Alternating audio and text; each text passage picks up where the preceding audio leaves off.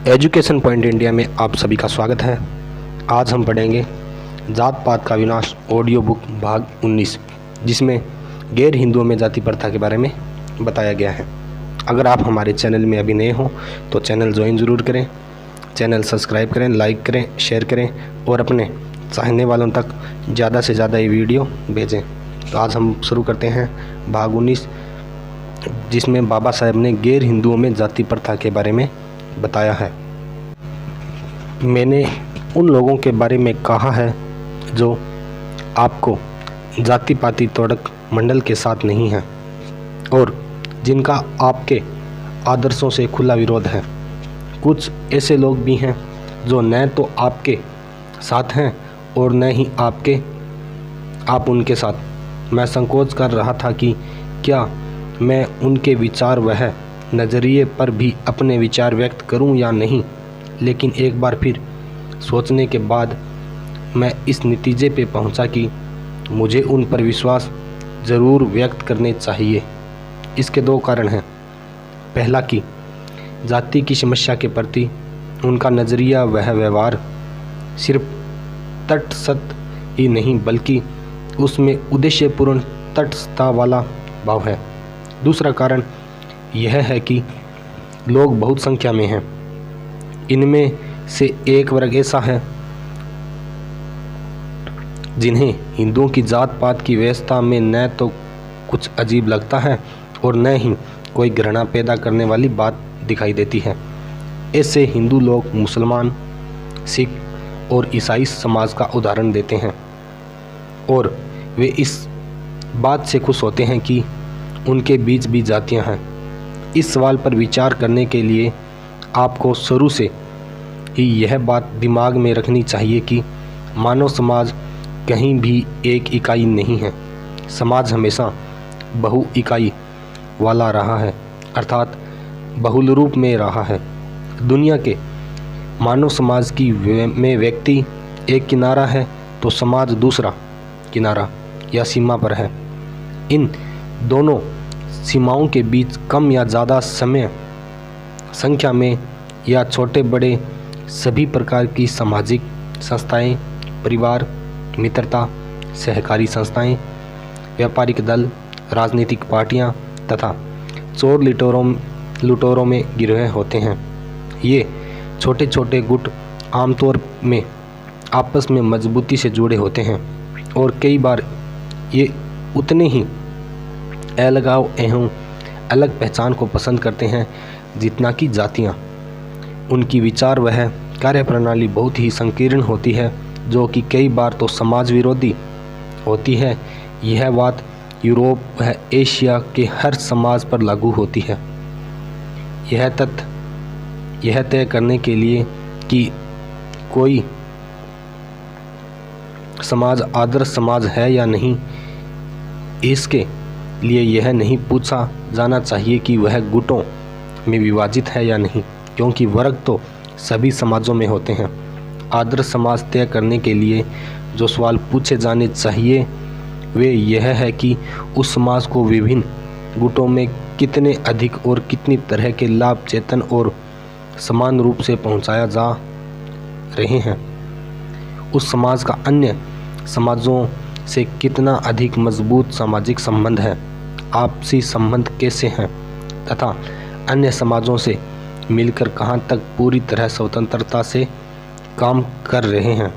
क्या उस समाज के विभिन्न गुटों, वर्गों और जातियों को तोड़ने वाली ताकतों के मुकाबले उन्हें जोड़ने वाली ताकतों से ज़्यादा है?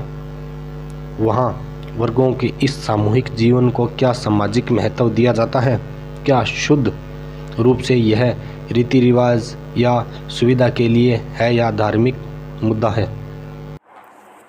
इन सवालों को ध्यान में रखते हुए यह फैसला किया जाना चाहिए कि हिंदू समाज की जाति व्यवस्था गैर हिंदू समाज की जाति व्यवस्था जैसी ही है या नहीं। यदि हम एक तरफ मुसलमानों, सिखों और ईसाइयों की जातियों और दूसरी तरफ हिंदुओं की जातियों के विचारों की कसौटी पर गौर करें तो हमें मालूम होगा कि गैर हिंदू समाजों की जाति प्रथा हिंदू समाज की जाति प्रथा से बहुत अलग है। पहला कारण तो यह है कि हिंदू समाज में अलग अलग जातियों के लोगों को आपस में घनिष्ठता बढ़ाने और बांधने वाला तत्व या भाव नहीं है, जबकि गैर हिंदू समाज में ऐसी कई बातें व संबंध हैं जो उनको आपस में साथ रखकर एकता में बांधे रखते हैं।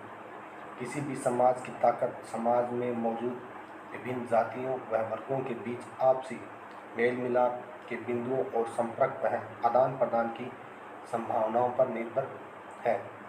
दार्शनिक कार्लाइल ने इनका नाम ऑर्गेनिक तंतु अर्थात लचीले तंतु कहा है, जो रबड़ के जैसे धागे या रिश्ते हैं जो समाज के टूटते हिस्सों को एक दूसरे के पास लाकर आपस में जोड़ते हैं।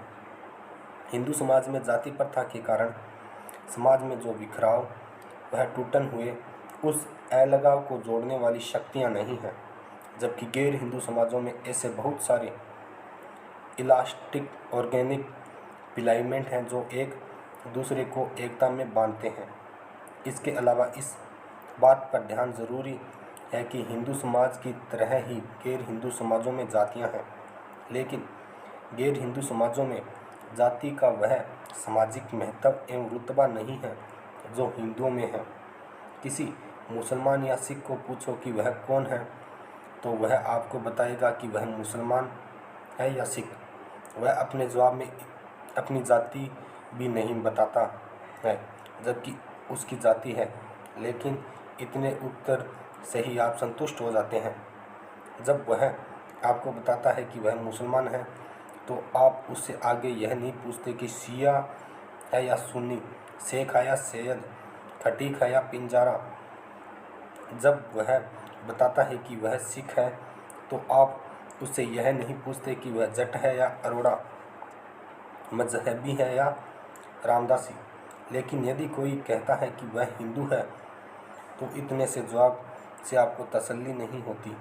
आप उसकी जाति पूछने के लिए मजबूरी से महसूस करते हैं,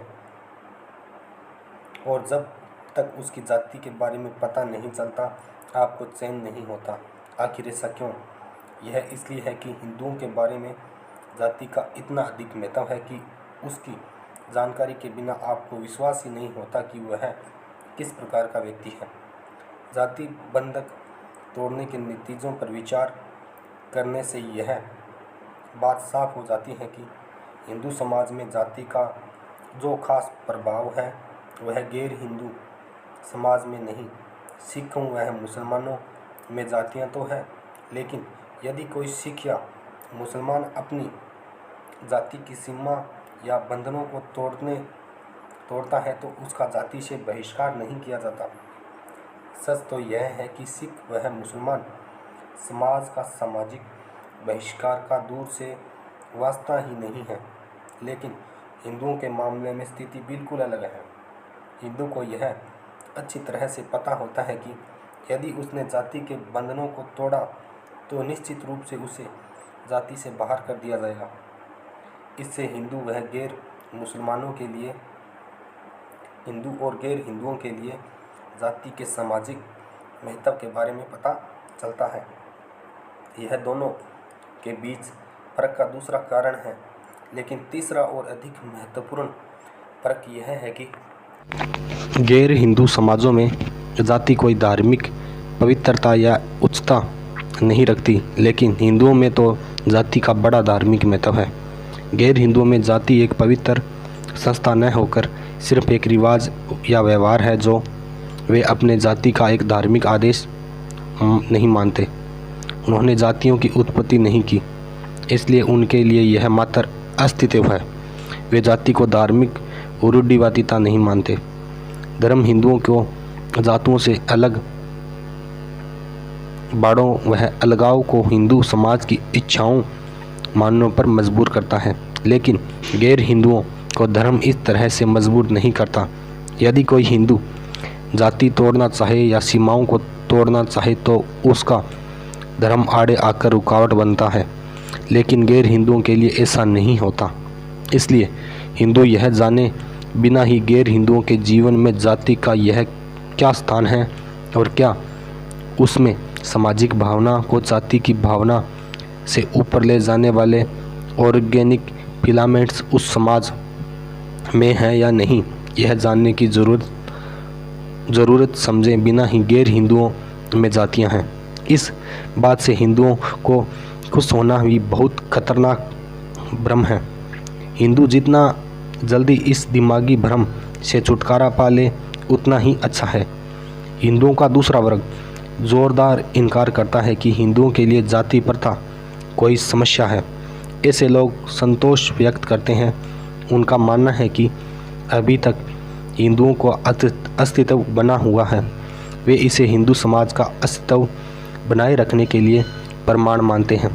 प्रोफेसर एस राधाकृष्णन ने अपनी किताब जीवन का हिंदू दृष्टिकोण में इसे बहुत अच्छी तरह से प्रस्तुत किया है। हिंदू धर्म के संबंध में वह कहते हैं कि हिंदू सभ्यता बहुत प्राचीन सभ्यता है। इसका इतिहास 4000 वर्ष से भी अधिक पुराना है और उस समय भी यह समाज सभ्यता की स्थिति तक पहुंच चुका था। तब से आज तक इस सभ्यता की तेज़ी में कभी कभी कुछ रुकावटें ज़रूर आई, लेकिन फिर भी इसकी सभ्यता में गति आज तक जारी है। इन 4-5 हज़ार वर्षों के दौरान आध्यात्मिक विचारों एवं अनुभवों के दबाव वह छीना झपटी के तनाव को इस सभ्यता ने झेला है। हालांकि इतिहास की शुरुआत से ही भारत के विभिन्न वंशों, सभ्यताओं व संस्कृतियों के लोग आते रहे हैं, लेकिन हिंदू की विशिष्टता कायम रही और यहाँ तक कि राजनीतिक शक्तियों की मदद से धर्म परिवर्तन कराने वाले धर्म वह पंथ भी हिंदुओं को अपने विचार मनवा लेने के लिए मजबूर नहीं कर सके। हिंदू सभ्यता में कोई जीवन शक्ति है जो अन्य ज़्यादा मजबूत प्रभावों को भी बेअसर कर देती है। हिंदू सभ्यता की चीड़ फाड़ कर पता लगाना कुछ ऐसा ही होगा जैसे किसी पेड़ को सिर्फ यह देखने के लिए काट देना कि इसमें अभी भी रस बह रहा है या नहीं। इस विषय में प्रोफेसर राधाकृष्णन का बड़ा नाम है, इसलिए वह जो कुछ कहते हैं उससे गंभीरता होती है और पाठकों के दिमाग में गहरा असर डालते हैं। लेकिन वे अपने मन की बात कहने से नहीं झिझकूंगा। मुझे आशंका है कि कहीं इसका कथन इस गलत विवाद का आधार न बन जाए कि केवल अस्तित्व से में बने रहने की सच्चाई ही भविष्य में बने रहने या ख़त्म हो जाने का नहीं है, बल्कि सवाल यह है कि वह समुदाय किस धरातल पर समान से जीवित हैं। अस्तित्व में बने रहने के कई तरीके हैं, लेकिन सभी एक जैसे सम्मानजनक नहीं हैं। हर व्यक्ति वह समाज के लिए जीवित रहने और समान वह मूल्यों के साथ जीवित रहने के लिए बीच ज़मीन आसमान का अंतर है। किसी युद्ध में कड़ा मुकाबला करके गौरवपूर्ण जीवन जीना एक ढंग है। युद्ध में पराजित होना, आत्मसमर्पण करना और एक बंदी का जीवन गुजारना भी जीने का एक ढंग है। हिंदुओं के लिए यह सोचकर प्रसन्न होना कि उनके समाज का अस्तित्व बचा है बेकार की बात है।